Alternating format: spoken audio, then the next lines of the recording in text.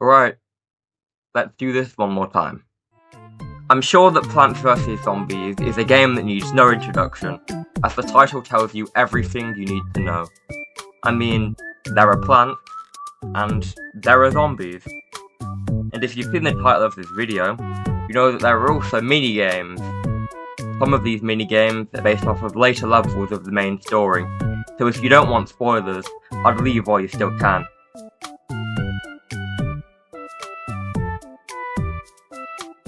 Have you left? I can't actually hear you, but I'm guessing you're still here. Just like my other ranking videos, I'm going to be going from worst to best, but I won't be using the tier list system, as most of these minigames are similar in quality with the exception of a few at the bottom of the list. I think I've gone on long enough here. It's time for the reason you actually showed up today, the ranking. In last place, we have minigame number 20, Slot Machine. The only bad minigame in Plants vs Zombies is Slot Machine. I don't even think it deserves the title of minigame, to be honest, because it isn't a minigame, it's a pure waste of time. Which developer had the twisted idea to turn a defense-based strategy game into a dice-rolling simulator? Like, what would you do if the zombies show up to your house and started attacking you, and you couldn't defend yourself because you didn't roll a 6? That's how it feels to play this brilliantly designed minigame that I love so much. The average minigame in Plants vs Zombies is anywhere from 5 to 10 minutes. I've had runs of this one that take over 10 minutes. You know what I could have spent those 10 minutes doing? Playing any other minigame in this game, because they're all so much better. Some people make the argument that video games can cause gambling addictions, but this absolute rubbish gave me a gambling reduction. I don't want to see another bloody slot machine ever again, and there is nothing that you can do to change my mind about this worthless piece of...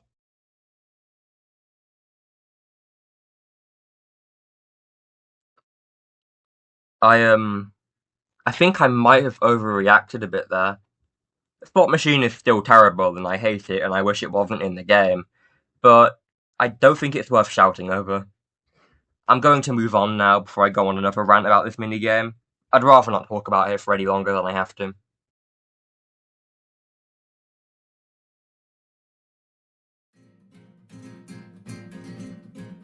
And now we have every bad minigame out of the way.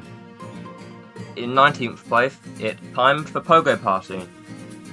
Pogo Party is nothing special. It's a normal roof level, but the only zombies are Pogo zombies. And that does seem like a massive threat at first, until you realise that you can counter it with Magnet Shroom, or Turnip, or Wintermelon, or any instant plant in the game. And all of those plants are ones that most players bring to roof levels normally, so it ends up just playing like a harder version of a normal level, which isn't really an issue. The normal gameplay is quite nice, and I actually enjoy this level more than some higher ranking minigames, but the lack of creativity holds it back. Also, to be completely honest, I forgot this was a level at first. I think that shows how interesting it is.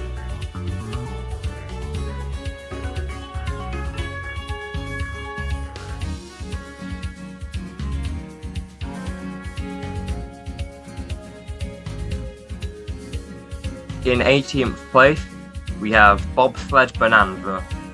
Bobsled Bonanza is nothing special. It's just a normal pool level, but most of the enemies are bobsled teams. Sounds familiar, doesn't it? Unlike Pogo Party, these guys are actually kind of a threat, as if you take too long to deal with them, they'll stop you from planting your defense.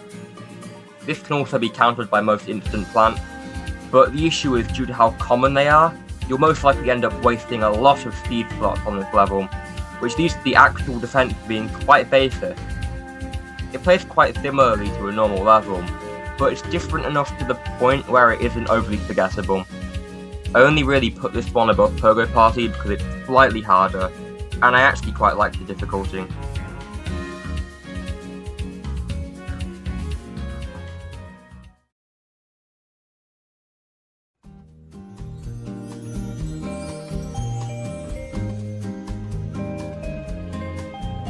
In 17th place, we have Column Like You See 'Em.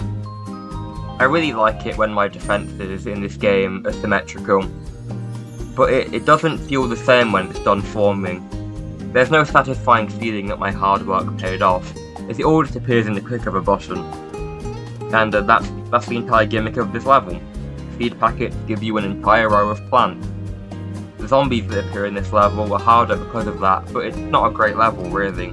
I honestly find it quite boring, as it's just click anywhere when a seed packet appears. There isn't much strategy to where you place them either. I feel like this minigame is the hardest one in the game, but unlike others, the difficulty feels unfair as you can't choose the plants you use. I'm not sure what else to say really. I like this one less than Pogo Party and Bobsled Bonanza. It's only this high because it's a bit more creative.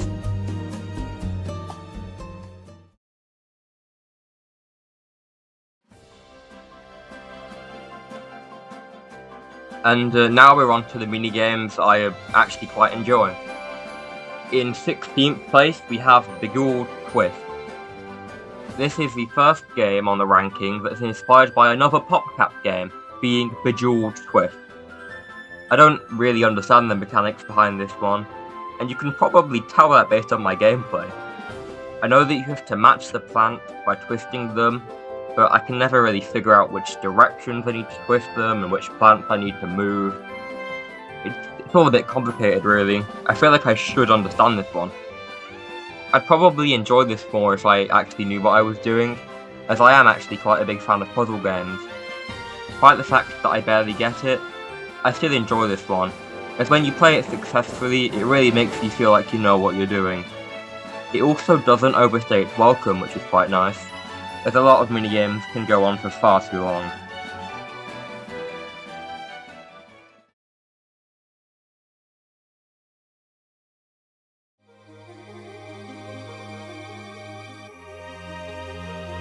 In 15th place, we have Zombiquarium.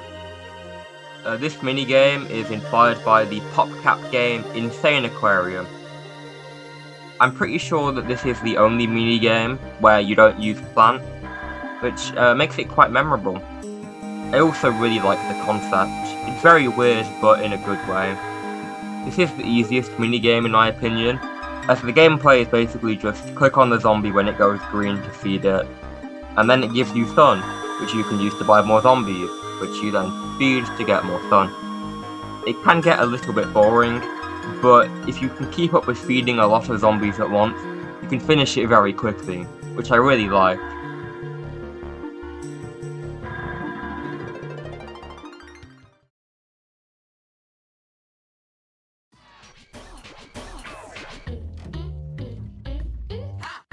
In 14th place, we have It's Raining Seeds. This level is sort of luck-based, as the plants that you get are seemingly random, but I think the randomness actually works in this level's favour. You have to think very carefully about how you use your plant, as there's no guarantee that you'll get another one of the same type. The fog absolutely helps too, as not being able to fully see what you're dealing with helps with the strategy part, as you have to consider the potential threats that could appear. I like how the rain was used, as Plants vs Zombies doesn't do very much with the weather, so it was a nice change of scenery. I feel like some potential was missed with the rain though. Maybe the water could have made the pool overflow, or it could be harmful to certain plants which you have to shield with the umbrella leaves. The floors don't hold it back too much though. It's still a very enjoyable minigame.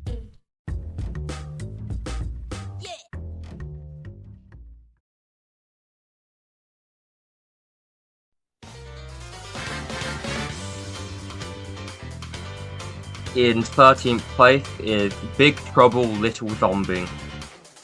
This is just an ordinary pool level, but with little zombies. They take less attacks to defeat, but they can eat through your plant a lot faster. That doesn't sound too bad on paper, but this level has a habit of sending loads and loads of zombies at your defense all at once, which can cause a lot of trouble if you aren't prepared. If you don't have any cherry bombs ready, you've lost. Also, your only way of attacking is by using pea shooters, so you're basically at a disadvantage. This level proves that a simple idea can go quite a long way, and I really like that.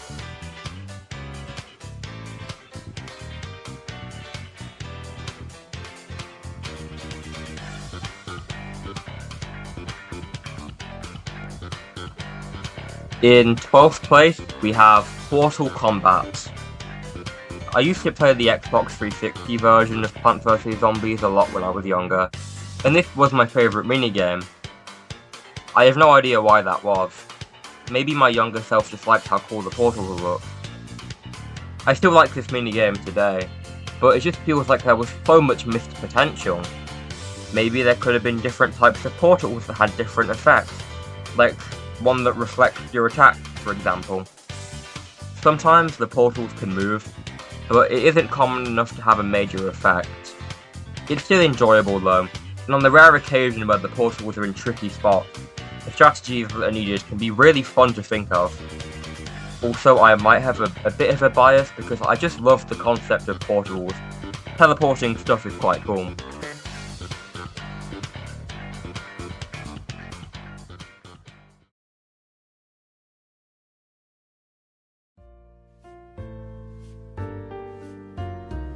In 11th place, we have Lagoon. To the surprise of absolutely nobody, this minigame is based off of the PopCap game Bejeweled. You move plants to match 3 in a row, and that's it. If you've played Candy Crush, you've played this one. You can buy upgrades, but they aren't really needed, as long as you're somewhat decent at puzzle games, this level shouldn't be too difficult. It isn't really creative, as it just takes the gameplay of a different game, but it feels different enough to the point where I don't really mind.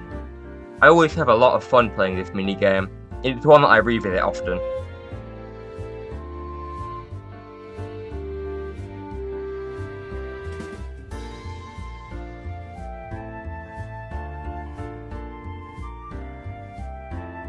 And we're already halfway through the minigames. In 10th place, we have Last Stand. I'm not talking about the Last Stand puzzle mode, or the Last Stand arcade machine, or the Last Stand level objective in the sequel. I'm talking about the minigame Last Stand. I really like this style of gameplay. You're told what's coming, and you have to plan ahead using a limited budget. It's really great. You have to strategize a lot. And you have to kind of balance. Is it worth spending everything on a few good attacking plants? Or would it be better to have a weaker attacker but have a really good defense?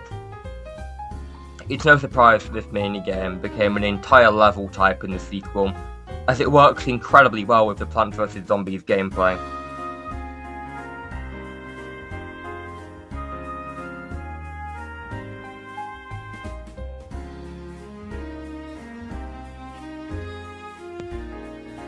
In 9th place, we have Zombotany. I think Dr. Zomboss took the phrase, "if you can't beat them, join them," a bit too literally. How did he even create these weird plant-zombie hybrids? The zombies are all based off of plants, so it's kind of easy to strategize around them if you have the same tools, and you know what to do. It could be a challenge if you don't know what you're doing, but most players will be fine. I think this might be the minigame with the best concept, as the only thing left for you to fight when you run out of zombies is the plant. The minigame is quite fun, even though I don't replay it too much. The real question is, if a zombie made of plants is on the garden, is he made of garden, or is the garden made of him?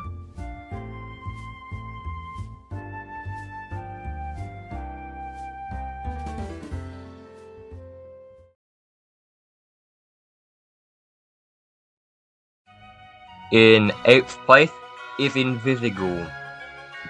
The only Plants vs Zombies minigame that has any kind of tension or suspense whatsoever is Invisible. How are you meant to fight the zombies when you can't see them? You don't. The plants can fight them though, because they can still see them for some reason. It's up to you to think very carefully about where you place your plant, as there may be danger that's closer than you think. Luckily, Ice Shroom is in this level, as it freezes the zombies, which makes them visible for a short period of time. My favourite thing about this minigame is the audio, as if you listen closely, you can tell what zombie you're up against. If it makes a metallic sound, you're probably up against a buckethead zombie, so you're gonna have to put more pea shooters in that lane to attack it. The pool lanes are arguably the worst, as you can see the zombies enter the pool, but you don't know which ones. The exception is the Dolphin Rider zombie, who is very loud, but can also speed through your defenses if you aren't careful.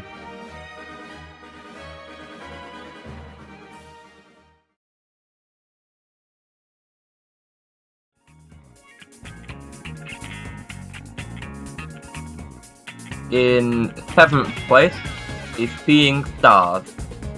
I already know that this is going to be my most controversial place on the ranking. I love the starfruit. It's one of my favourite plants. Who could ever hate a plant that looks as silly as this guy? The title is very accurate. Once you start progressing through the minigame, you really will be seeing stars. And I don't just mean the big one in the centre of the garden. Once the starfruits start firing, they do not stop. I'm not too sure why this one is so high up on the list. I really liked the game, but I honestly couldn't tell you why.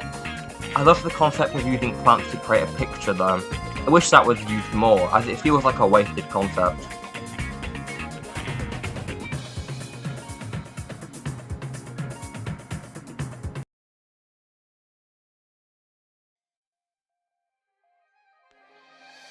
In 6th place, we have Walnut Bowling. Imagine you and your friends go to the local bowling alley to play bowling. Only the bowling balls are giant walnuts with faces, you're actually in the garden, the pins are zombies, and you have no friends. That's the game. Also, the bowling alley is completely empty, so you get to use all 5 lanes. You get 2 kinds of bowling balls here. The normal walnut, which hurts the zombies, and the exploding walnut, and I don't think I need to explain what that one does. I prefer the normal walnut, as if you time it right, it can bounce off of multiple zombies, which is as close as you can get to getting a strike in this minigame. Knocking over the zombies makes a really nice sound, so getting multiple at once is very satisfying. This is absolutely the most popular and recognisable Plants vs Zombies minigame, and there's no surprise why.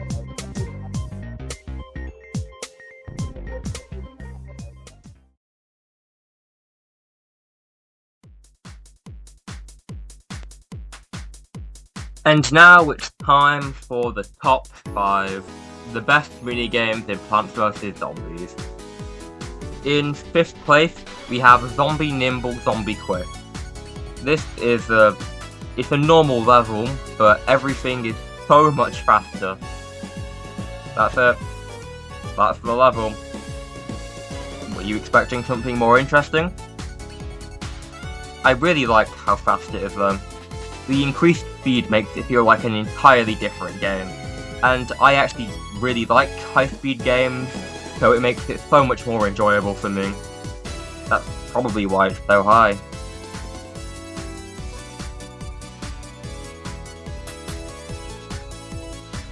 Before we begin, I would like to mention this segment contains spoilers for the final boss of Plants vs Zombies, so if you don't want to see that, get out. In 4th place is Dr. Zomboss's Revenge. The final boss of Plants vs Zombies is always a joy to replay, and I love this minigame because it lets you replay the final boss without the story. And the final boss, as I said before, is great. Who wouldn't love to fight a giant caravan-throwing zombie robot while using watermelons? Okay, that sounds really weird now that I say it out loud. This level can be quite difficult, but if you strategize and are aware of the tools that you have, it can be kind of easy. It's just a really well designed boss, and it's one that I replay quite a lot due to that.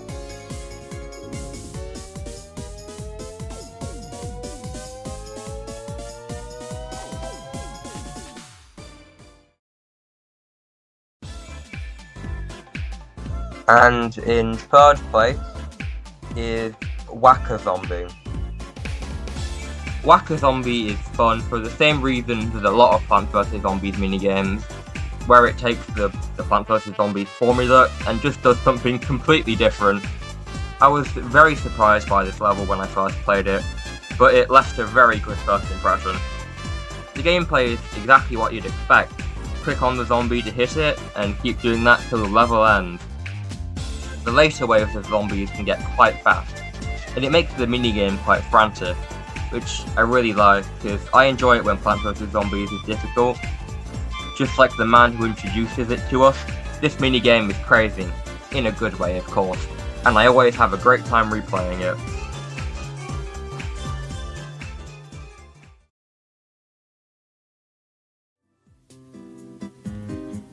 In second place is Zombotany 2. Take everything good I said about Zombotany and times that by 2. It's a pool level now, which is my favourite level type as it allows for a lot more strategies with Cattail and Free Peter.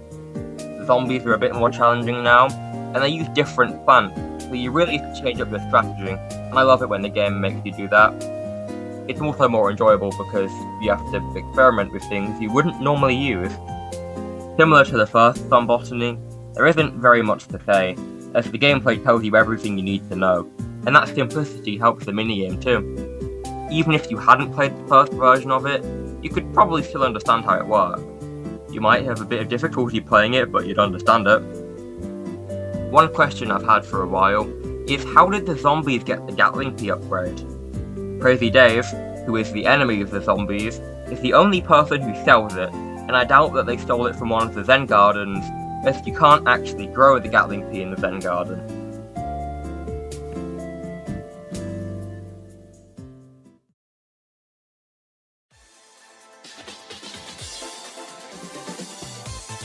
And in first place, the best minigame in Plants vs Zombies is Walnut Bowling 2.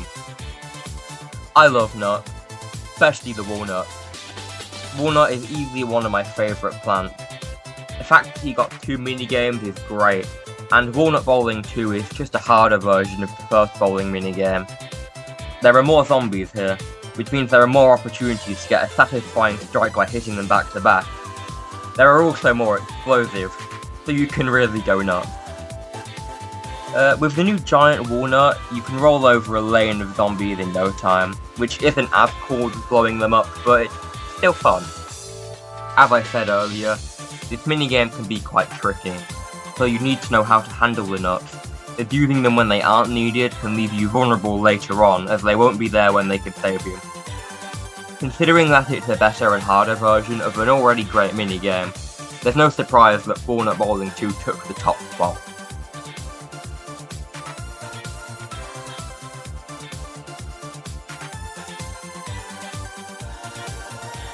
Now that you've seen the minigames and heard the minigames, I'd recommend that you go and play them.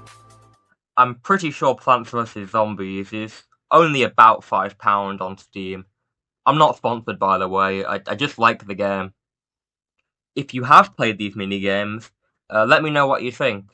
I'd like to know how other people feel about these levels. And with that out the way, I'd like to thank you for sitting through my opinions on these 19 great minigames and Slot Machine. I hope you have a great day, and I'll see you later.